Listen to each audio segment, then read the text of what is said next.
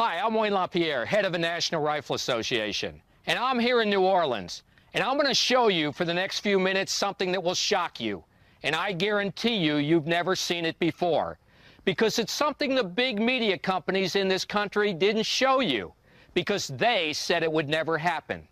They said the government would never come into your home and confiscate your firearms. They said the government would always be there to protect you.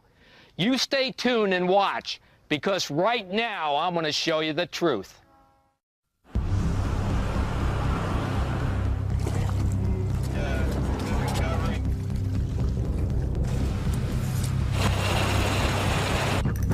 Police, open the door! They had AR-15s or M16s. They were pointing at us. They told us, put your hands up in the air.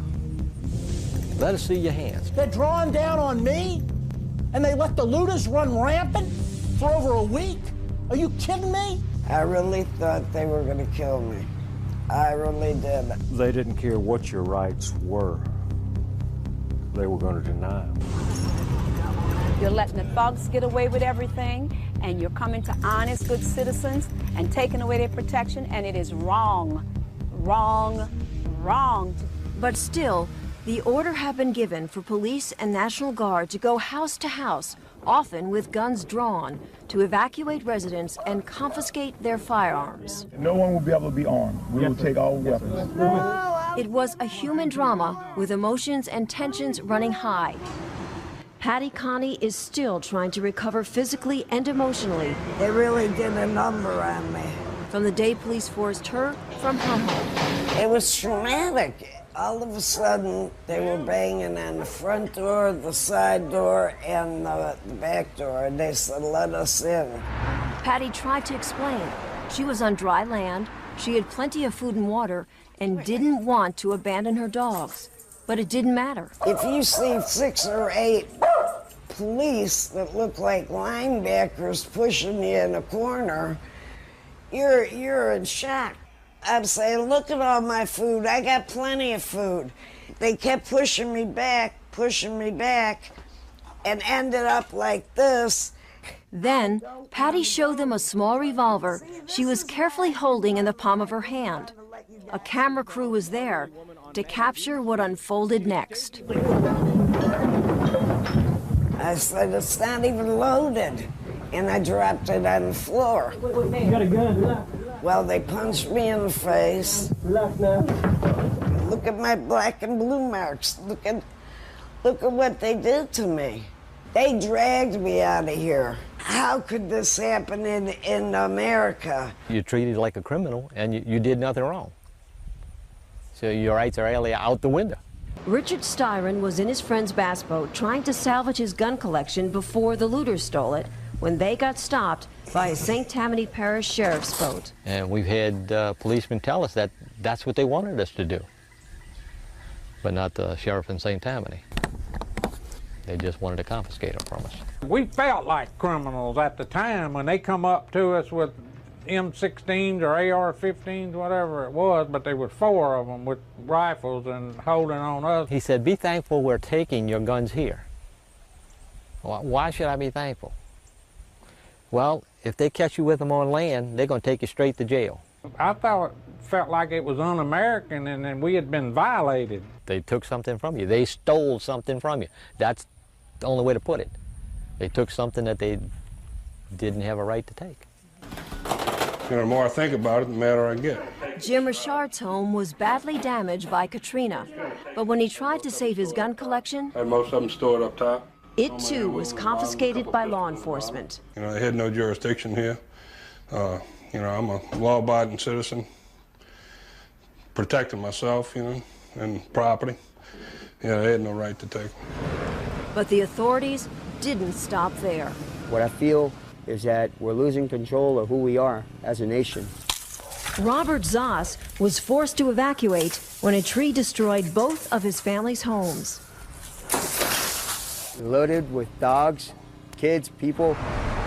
Then, as they were exiting through downtown, the unexpected happened. These cops came out of nowhere, said stop, and asked, do we have weapons in the car? And I So, yeah, I do. He said, get out the vehicle, had us all sit cross-legged in front while they searched the vehicle. But Robert couldn't believe what he watched police do next to his rifle and his friend's pearl-handled revolver. I saw them smash her gun given to her by grandmother, grandfather, just against the curb. The other things that they busted up, the .22 rifle they busted up, these were police officers that went too far. A breakdown in law and order. There was mayhem. New Orleans police did not have control of the city anymore. The safety net had snapped. Phone lines and cell towers were down. 911 wasn't answering the phone. Our police department wasn't answering the phone. You couldn't find a policeman. They had no police or military presence in this neighborhood whatsoever.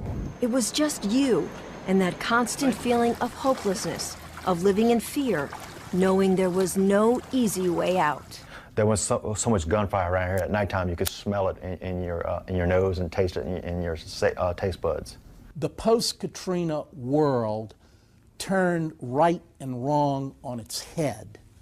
Looters ruled this city for over a week post-storm without fear of law enforcement. Your rights were just done away with. Buell Teal, a commercial crabber, was asked by emergency personnel to help find a safe water route for a barge carrying supplies to get into New Orleans.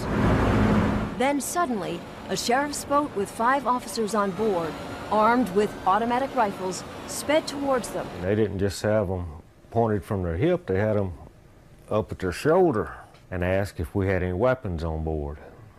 I told them yes, we had 2 weapons. They said, get at the back of the boat with your hands in the air. We're coming aboard to search. Search and then seize Buell's firearms.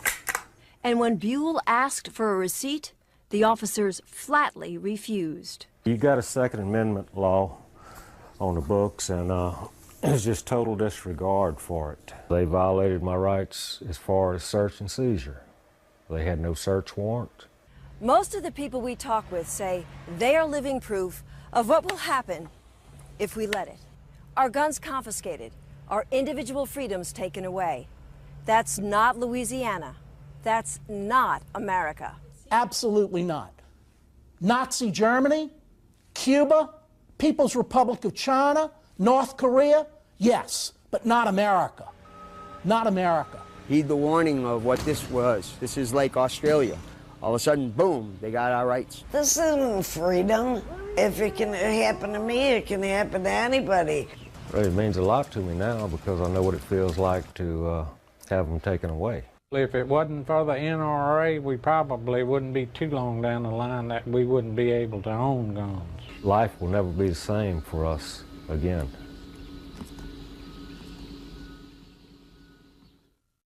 The city was jet black. Everybody was trying to protect themselves. I was thinking of my life and my son's life. I was a victim. My family was a victim. And it's not going to happen again. Vinnie Purvell and his neighbors at Algiers Point had survived Hurricane Katrina, but they weren't sure they would survive the ruthless attacks by armed looters. There was one point we became fearful for our lives. It was the day after the storm, and Vinnie was out checking on some neighbors' homes when 2 thugs clubbed him with a sledgehammer and carjacked his van. And then one of them stood over me with the maul and said, "Don't move, we want your truck."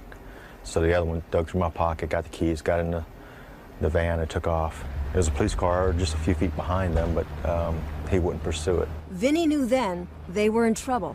No police protection meant that the looters would keep coming back. And they did. 3 young men came through.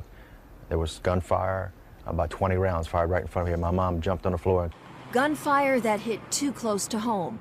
So Vinnie pulled out an old shotgun that had been given to them. In fact, when we came home with it, we didn't like guns, so we put it in the back of a closet and just left it there and actually forgot about it. But not anymore. They used that shotgun and some firearms borrowed from neighbors who had left town to set up Fort Pelican, a watchtower on Vinnie's balcony, all to keep the thugs out. We sat here on this balcony at nighttime, slept on this balcony in the chairs, and you hear gunfire all over. When we didn't see a policeman, and we couldn't call 911 up. And until this occurrence here, I didn't realize what the necessity was for it. But now I do. Now I'm going to get me a gun. I'm going to learn how to use that gun. I'm going to protect my home. Go get one. If you're an honest citizen, get one if you're in fear. Marie Galatis, a Baptist minister, faced the same story in her neighborhood. The same threats by thugs, the same lack of police. But she never once felt afraid. I had my Bible and I had my gun, and I knew I was safe. Marie knows she was lucky. She was never forced to leave home and didn't have her firearm confiscated. It's going against my constitutional rights as a citizen. But Marie remembers how upset she got when the police department threatened to take her firearm. Yeah, no one will be able to be armed. We will take all weapons. So what you come and get my gun for? I'm a good citizen. Why don't you go get some of these people that's murdering people and robbing the stores and breaking in homes and everything? What are you worrying about me for? I'm a widow. I'm 65. I'm here by myself. People are scared to death, and it's because of crime. Women come in who cried at the door saying, we need to buy some guns. We need to protect ourselves. I want people to remember. Remember Buell Teal? The firearms he had for protection were confiscated by sheriff deputies. And although he tried to get them back, all he got was the runaround. It made me angry when they told me to go get a lawyer if I wanted my guns back. Angry enough to pick up the phone and call the one group he knew could help him, the National Rifle Association. This was a Tuesday around noon when I called NRA. Wednesday at noon, an investigator was knocking on my door, had just flown in from New York. 2 days later, the NRA filed a federal lawsuit, and a judge quickly ruled in its favor, ordering law enforcement to stop confiscating firearms from law-abiding citizens and to return those they had already taken. And this was the 2 rifles that they confiscated. It was a major victory for firearm freedom and for people like Buell Teal. He finally got his firearms back. Okay, this is my grandson's gun.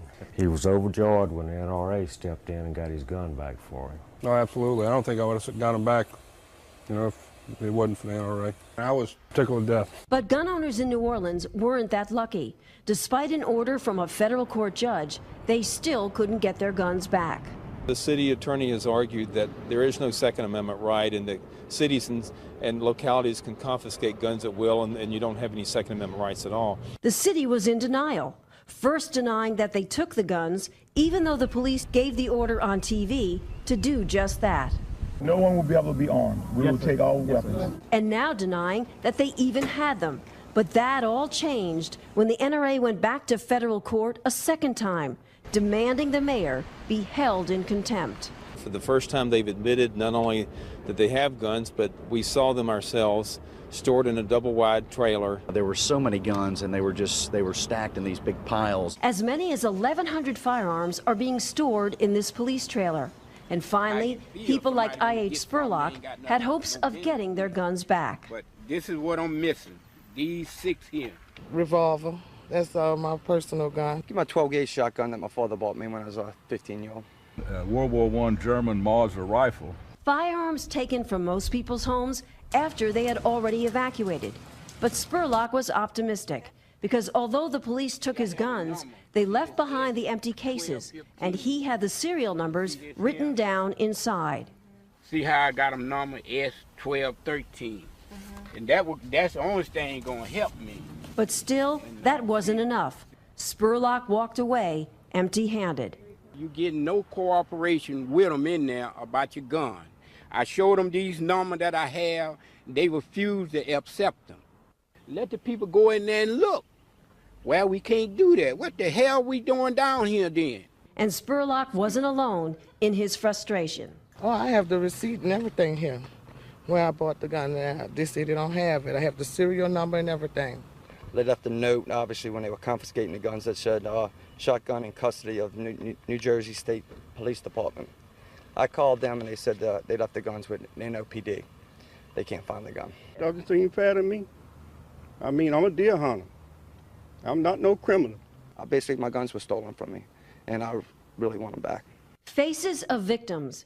Victims of a storm and victims of a system that wouldn't protect them or allow them to protect themselves. This should make y'all just as angry as it does me. That's why nearly 200 residents drove from miles around to this town hall meeting in New Orleans to make sure as Americans we never forget And the NRA was there to listen. The government you trusted to be honest lied to you. That's why we're here. We're here to hear your stories.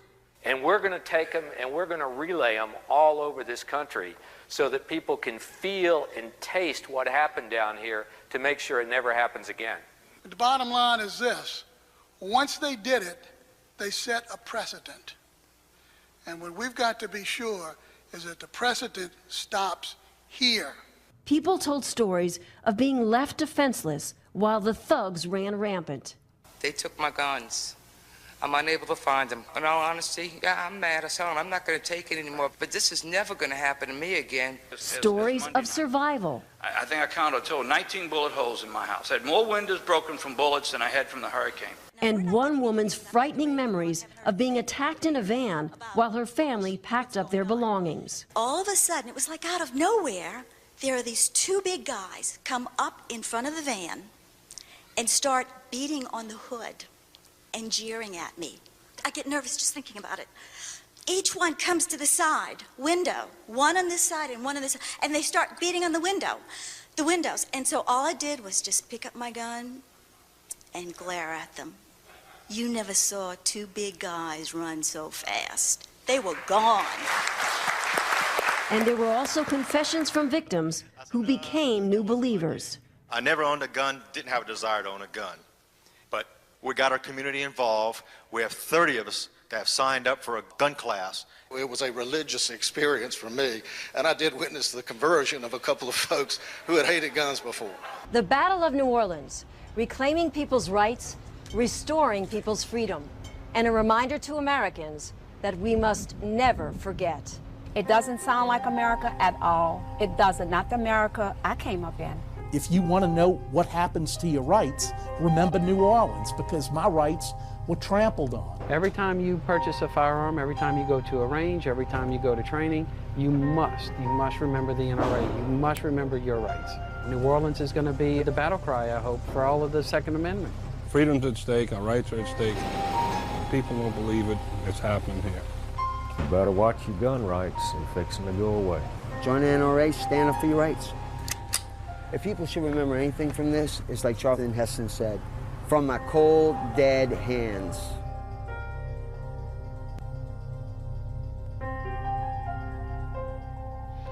You know, I've had a lot of people in this town tell me that when you go through something like they've gone through, it changes your life, but it also changes the way you think. I've had people tell me they never owned a firearm and are going to now. I've had people tell me they only owned a firearm for hunting, target shooting, or collecting, and never really thought much about the Second Amendment. Yet now they'll spend the rest of their life fighting any politician that wants to take away their guns. The best way you can do that is pick up the phone right now, call the National Rifle Association, and join. Together, I promise you we'll protect this freedom and stop the government from ever again coming into law-abiding folks' homes and taking away their source of protection when they need it most.